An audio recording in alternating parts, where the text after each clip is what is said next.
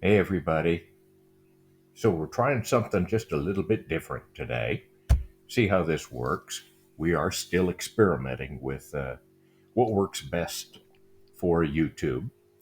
And I didn't have a separate build talk for this today either. Working on the header tank today. I'm adding a few more aluminum bungs or fittings to the tank itself just to customize it a little bit more for me. Purchased the tank through uh, Wild West Aircraft, Mr. Steve Henry. He is my Just Aircraft uh, dealer. Easy to work with, nice people. If you're interested in the Highlander, I highly recommend Steve and his wife Kathy. It was a pleasant experience working with them. I'll add a link to Wild West's Aircraft's website down below uh, and give them a call. Uh, what's surprising is when you call, you actually talk to Steve. It's not a phone tree that you have to go through. And that was kind of welcomed. So I spend a lot of time trying to get comfortable with a seating position where it's easier for me. I'm not the best TIG welder in the world. It's been a long, long time since I did any. So I'm relearning again. I enjoy it, but the learning curve is rather steep. I've found out. I use HTP welders. Um, this is kind of a do-it-all machine. It'll do stick welding, TIG welding, both for AC and DC current. This machine is a dual voltage. It'll run both single phase and three phase current. Three phase current will give me a maximum of 350 amps of output. Single phase gives me 300.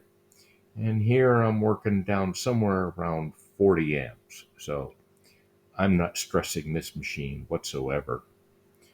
I use a water cooled torch, not necessarily required for this low an amperage, but if you're using higher amperages, then yeah, water cooled is the only way to go.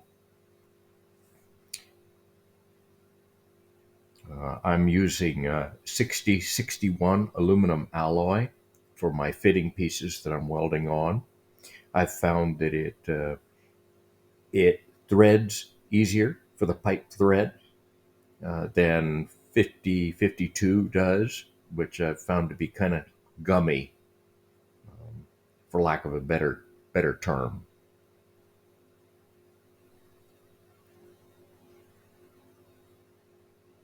So a lot of time is spent just trying to get everything in place. You can see I do like my coffee. Um, I seem to want to drink that all day long, even though I shouldn't.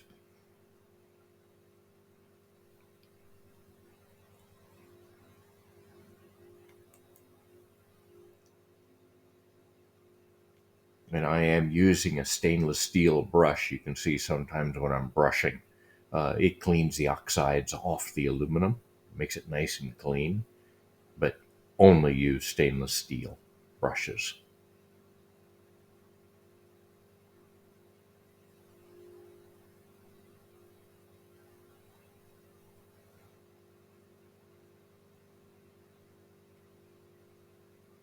If I was a little more practiced at aluminum welding, I could weld all the way around. I've seen some people that do absolutely amazing work. I'm not that great at it, so I do little small sections at a time.